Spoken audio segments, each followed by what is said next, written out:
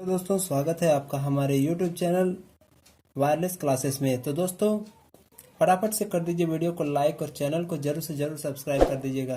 तो आज हम बात करने वाले हैं सामान्य बुद्धि एवं तर्क के बारे में, जिसे हम अंग्रेजी में रीजनिंग कहते हैं। तो दोस्तों चलिए पहला क्वेश्चन को हम सॉल्व करते हैं। तो दोस्तों जैसे कि दिया हुआ है पुस्तक का बराबर कागज और रोटी का क्या होगा। तो जैसे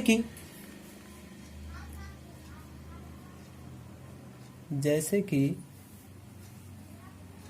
कागज से पुस्तक बनती है,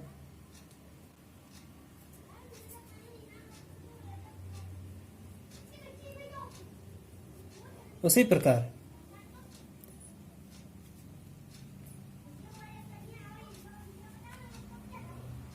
रोटी किस चीज से बनती है।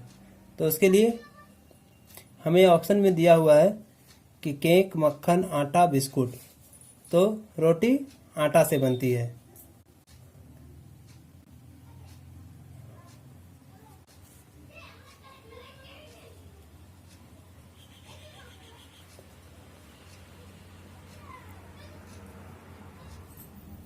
ना, काफी ज्यादा सिंपल। तो दोस्तों इस तरीके से चलिए हम अपना सेकंड क्वेश्चन की तरफ बढ़ते हैं।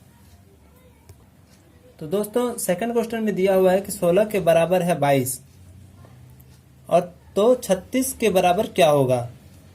तो जिस प्रकार, तो इसे हम कैसे हल करेंगे। तो इसको हल करने का एक आसान विधि ये है कि इसे हम, तो जैसा कि हम 4 का स्क्वायर करेंगे तो 16 आ जाएगा और 5 का स्क्वायर करेंगे तो 25 आएगा। तो हमें लाना है 22। तो इसमें से हम 3 घटा देंगे तो हमारा 22 आ जाएगा। तो उसी प्रकार से 36 हमें करना है। तो 36 पहले से दिया हुआ है तो 6 का स्क्वायर करेंगे हम बराबर 36। उसके बाद हम 7 का स्क्वायर करेंगे,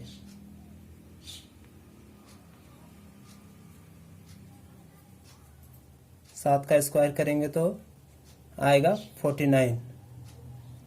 इस पे भी हम 3 माइनस करेंगे तो हमारा आएगा 46। तो ये हमारा 46 आंसर है। और पहला क्वेश्चन पे आटा था। चलिए बढ़ते हैं हम अपने क्वेश्चन नंबर 3 की तरफ। तो दोस्तों क्वेश्चन नंबर 3 पे दिया हुआ है 5 का 100 तो 7 का क्या होगा। तो इससे 5 का 100 हमको कैसे लाना है, चलिए सिखाते हैं आपको। तो 5 का 100 लाने के लिए आपको 5 का स्क्वायर करेंगे तो हमारा आ जाएगा 25। 25 को कितना से मल्टीप्लाई करेंगे कि हमारा 100 आएगा। तो इसे हम 4 से मल्टीप्लाई कर देंगे तो हमारा 100 आ जाता है। तो उसी प्रकार इसे भी हम 7 का स्क्वायर करेंगे तो 7 का स्क्वायर करेंगे तो आएगा मेरा 49। 49 को हम 4 से फिर से डिवाइड कर देंगे तो हमारा आ जाएगा 196। तो 196 मेरा आंसर है। तो यहाँ पे डी हमारा आंसर हो गया। तो चलिए दोस्तों हम अपने अब चौथे क्वेश्चन की तरफ बढ़ते हैं। तो दोस्तों चौथे क्वेश्चन पे जिस प्रकार से दिया हुआ है कि CDEF बराबर है UVWX के बराबर, तो IJKL के बराबर क्या होगा। तो दोस्तों आपको सबसे पहले एक चीज आपको याद रखना पड़ेगा। तो आपको किसी भी रफ एरिया पे आप ए से लेके जेड तक पूरा अल्फाबेटिकल्स लिख लेंगे। तो जैसे कि ABCDEFGHIJKLMNOPQRSTUVWXYZ। तो इस तरीके से हम लिख लेंगे और आगे के क्वेश्चन में हेल्प होने के लिए हम इस पे नंबर भी लगा देंगे। तो जैसे कि ये 1, 2, ये 3, ये 4, 5, 6, 7, 8, 9, 10, 11, 12, 13, 14, 15, 16, 17, 18, 19, 20, 21, 22, 23, 24, 25, 26। तो दोस्तों इस तरीके से आप लिख लीजिएगा तो आपको आगे भी बहुत सारे क्वेश्चन में बहुत ज़्यादा हेल्प होगा। तो दोस्तों चलिए अब ऐसे हम करते हैं कि किस तरीके से ये बराबर है CDEF UVWX के किस तरीके से बराबर है। तो दोस्तों इसमें किया क्या गया है कि इसको पीछे से लिखा गया है, जिसे हम विपरीत वर्ण कहते हैं।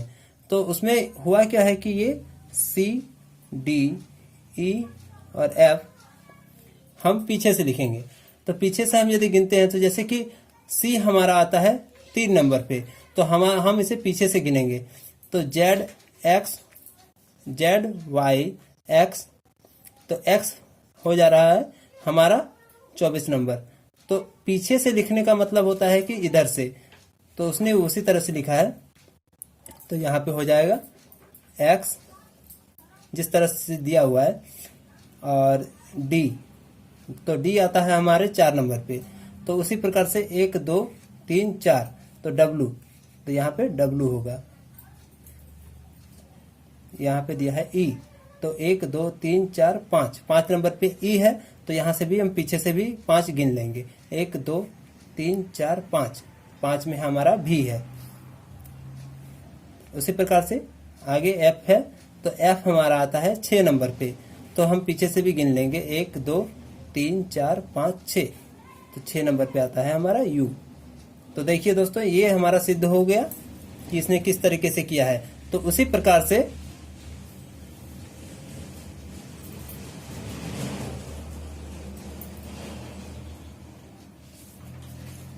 आई जे के एल को भी हमें सिद्ध करना होगा।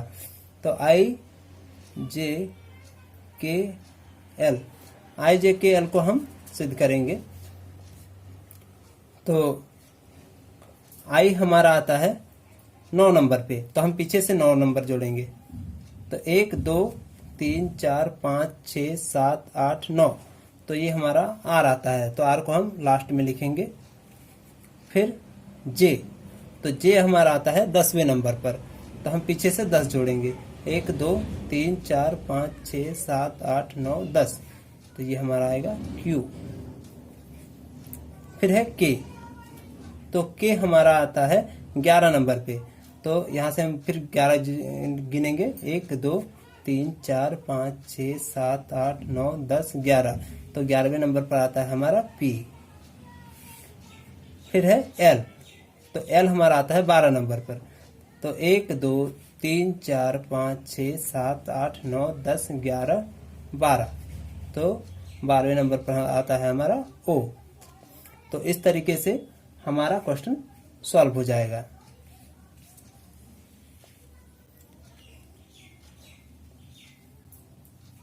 तो चलिए दोस्तों, अब हम बढ़ते हैं 5वें सवाल की तरफ। तो दोस्तों, हमारे 5वें क्वेश्चन पर दिया हुआ है कि Q D X M S F Y N के बराबर है, तो यू आई ओ जेड का क्या होगा। तो दोस्तों, इसको करना कैसे है कि हमें यहाँ पे लिखना है क्यू डी एक्स एम, और नीचे में लिखना है एस एफ वाई एन। तो दोस्तों, इस सब के बीच में दूरी हमको ज्ञात करना है। तो इसके बीच में दूरी क्या है, इन सब के बीच में की दूरी, कितने अल्फाबेट्स की दूरी है।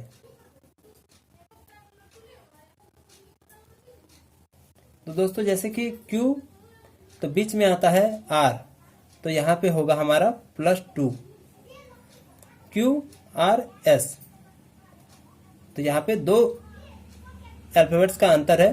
तो जैसे कि यहाँ भी D, E और F, तो यहाँ भी +2 होगा। यहाँ पे X के बाद Y है, तो यहाँ पे +1 होगा, और M और N है, तो यहाँ भी +1 होगा, क्योंकि M के बाद N आता है, X के बाद Y आता है, D और F के बीच में E आता है, और Q और S के बीच में R आता है। तो यहाँ पे हम +2 लिखेंगे, यहाँ पे +2 होगा, यहाँ पे +1 होगा, यहाँ पे +1 होगा। तो उसी प्रकार से U I O Z, तो हम पहले ही इसको लिख लेंगे।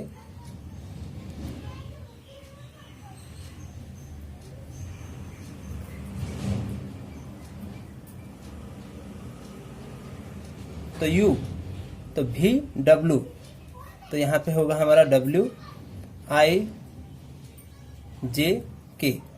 तो यहाँ पे होगा KO, तो यहाँ पे मेरा +1 है, तो यहाँ पे P होगा Z, तो हम जैसे कि A से लेके Z तक होता है, Z के बाद फिर से A आ जाता है, तो Z के बाद A होगा।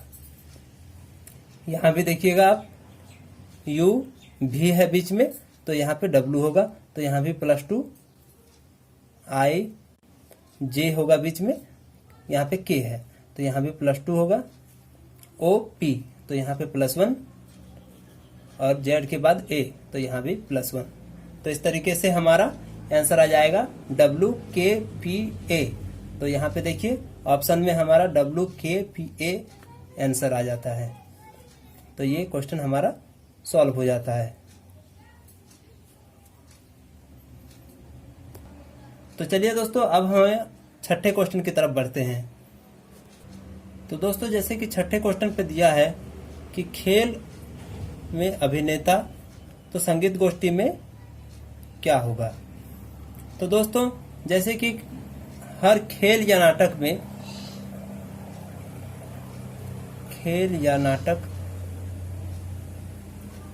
में अभिनेता होता है,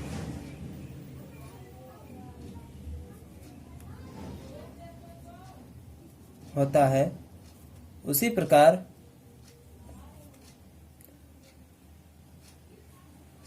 संगीत गोष्ठी में पियानो नहीं होगा, आघात ये भी नहीं होगा, सुरीलापन ये भी नहीं होगा। इसमें संगीत गोष्ठी में हमारा संगीतज्ञ होगा।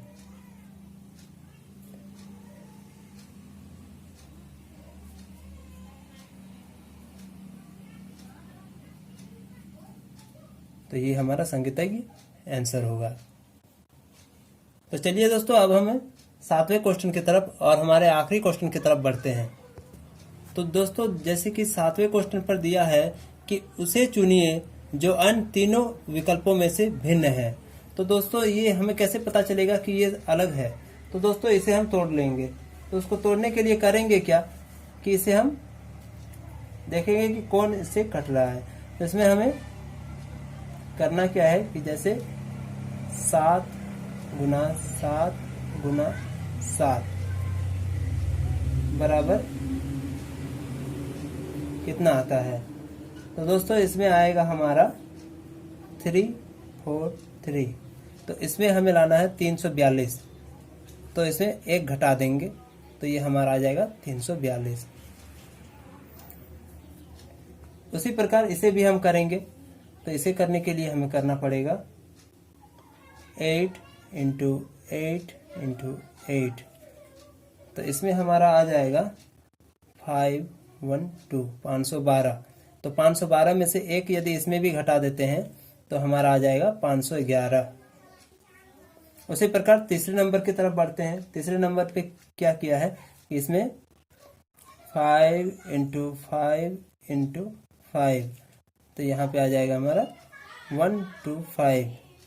तो दोस्तों, जैसे कि 125 आ गया, तो इसमें एक यदि इसके अनुसार यदि इसमें 1 घटा देंगे तो 124 आ जाएगा।